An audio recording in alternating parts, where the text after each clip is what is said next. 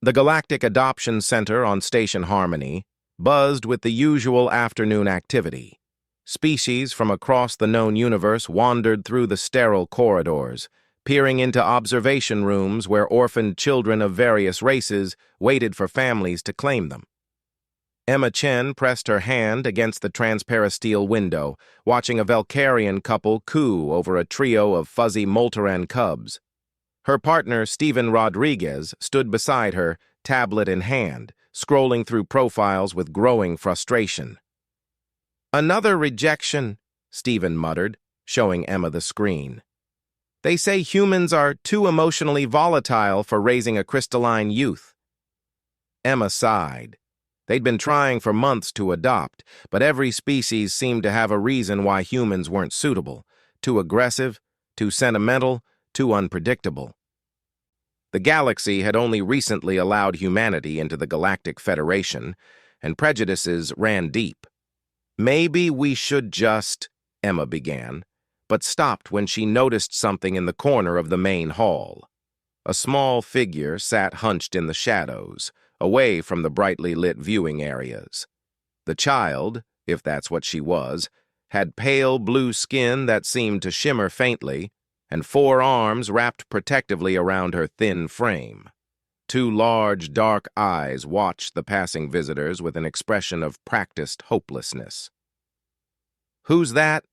Emma asked a passing attendant, a multi-limbed hexapod named Crix. Crix's mandibles clicked dismissively. "Oh, that's Zaryi. She's been here for 3 cycles now. Crevelian orphan. Nobody wants her." "Why not?" Stephen moved closer, his curiosity piqued. "Crevelians are difficult," Crix explained, lowering their voice. "They're empathic. They absorb emotions from those around them. Most species find it invasive. Plus, Crovelia was destroyed in the Sector War. She's the last of her kind. Too much trauma, too much baggage. Most families want something simpler." Emma felt her chest tighten. She knew that look in the child's eyes, the look of someone who'd stopped hoping because hope hurt too much. "Can we meet her?" Emma asked. Crix's eye stalks swiveled in surprise. "Meet her? But you're human. Your emotional output would be overwhelming for a Crovelian. It's not recommended." "We'd like to meet her," Stephen said firmly. With obvious reluctance, Crix led them to the corner. As they approached, Zaryi's eyes widened with fear. She pressed herself further against the wall, all 4 hands coming up defensively. "It's okay," Emma said softly, crouching down to the child's level. "We just want to talk. I'm Emma, and this is Stephen." Zaryi's eyes darted between them. When she finally spoke, her voice was barely a whisper, translated by the universal communicator at her throat. "You're humans." "We are," Stephen confirmed, sitting cross-legged on the floor beside Emma. "I've read about humans," Zaryi said, her voice still quiet but carrying a hint of something, curiosity, perhaps. "Your species feels everything so loudly." Emma smiled. "Yeah, we've been told we're pretty emotional. Does that bother you?" Zaryi's head tilted an almost bird-like gesture. "Everyone else's feelings are like whispers, polite, controlled, but yours—" She paused, her bioluminescent skin flickering faintly.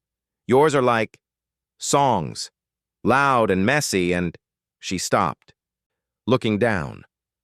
"Nobody wants someone who can hear their feelings. It makes them uncomfortable." "That sounds lonely," Stephen said gently. For the first time, Zaryi's expression shifted. Surprise flickered across her delicate features. "You don't mind that I can feel what you're feeling?" Emma reached out slowly, telegraphing her movement, and placed her hand on the floor between them, an offering, not a demand. "Zaryi, right now, I'm feeling sad that you've been sitting here alone. I'm feeling angry that people have been walking past you. And I'm feeling hopeful that maybe, just maybe, you'd like to come home with us." Zaryi's eyes grew impossibly wider. "Home? With you? But I'm Crevelian. I'll always know what you're feeling. Every fight, every bad day, every moment of joy when you accomplish something new," Stephen interrupted. "Every burst of pride when you succeed. Every wave of love when we—" He paused, emotion thick in his voice. "If we were lucky enough to be your family." Tears, actual tears, similar enough to human ones, began sliding down Zaryi's blue cheeks. "But everyone says humans are dangerous, violent, unpredictable." "We can be," Emma admitted.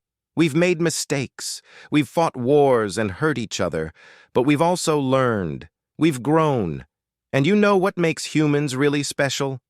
Zaryi shook her head. "We love fiercely," Stephen said.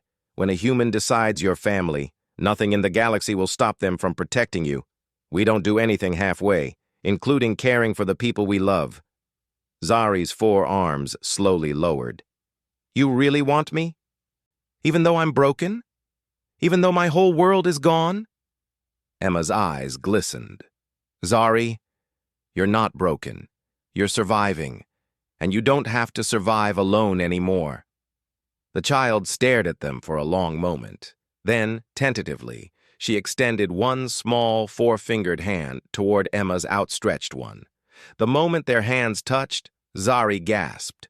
Her skin flared bright blue, cycling through colors Emma couldn't name.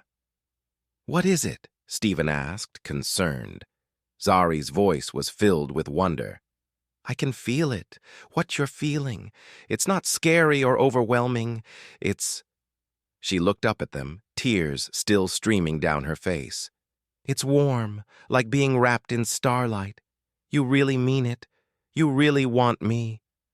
"More than anything," Emma whispered. Crix, who had been watching from a distance, approached with obvious skepticism. "Are you certain about this? The paperwork for cross-species adoption is extensive, and Crovelians require—" "We're certain," Stephen said, standing and helping Emma to her feet. Zaryi remained sitting, looking up at them with an expression of cautious hope.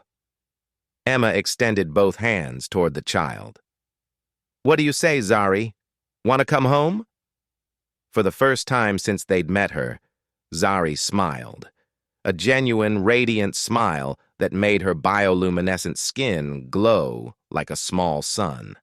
She placed her 4 hands in Emma's 2, and Stephen gently rested his hand on her shoulder. "Yes," Zaryi whispered. Then louder, with growing confidence, "Yes, I want to go home." As they walked out of the Galactic Adoption Center together, Emma and Stephen flanking their new daughter, other species watched with confusion and concern. But the humans didn't care.